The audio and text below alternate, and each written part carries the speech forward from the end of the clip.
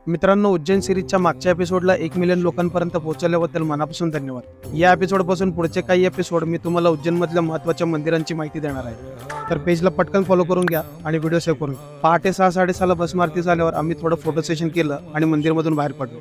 चंदनाचा लेप आणि महाकालचे नाव कपाळावर लिहून आम्ही आमचा प्रवास सुरू केला। महाकाल मंदिराच्या एक्झॅक्ट बाहेरच तुम्हाला भारतातील एकमेव अशा भारत मातेचं मंदिर बघायला मिळेल।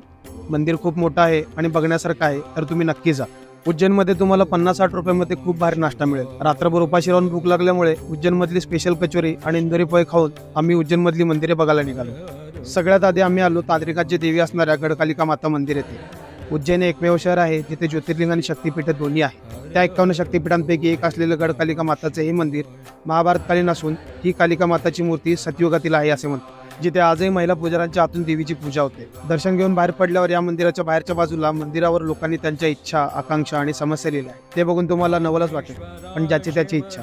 देवीचे दर्शन झाल्यावर आम्ही आलो भरतरी गुफा बघायला। एक असा राजा ज्याने त्याचे राजदरबार त्यागून संन्यास स्वीकारला। नाथ संप्रदायामधील 9 नाथांपैकी भरतरी एक नाथ आहे। या गुफेमध्ये महायोगी गोरखनाथांनी सुद्धा तपस्या केली होती। बजरंगबलीचे दर्शन घेऊन आम्ही आत गुफेमध्ये प्रवेश केला, जिथे राजा भरतरींनी 12 वर्षे तपस्या केली होती। गुफा खूप खोलपर्यंत आहे आणि बघण्यासारखी आहे, तर तुम्ही नक्की जा। आणि गुफेतून बाहेर पडल्यावर परत येताना तुम्हाला खूप साऱ्या गोशाळा लागतील, तर गोमातेला आवर्जून चारा खाऊ घाल, तेवढेच तुम्हाला पुण्य मिळेल। भेटू मग पुढच्या एपिसोडमध्ये। तोपर्यंत हा व्हिडिओ तुमच्या मित्रांना पाठवायला विसरू नका।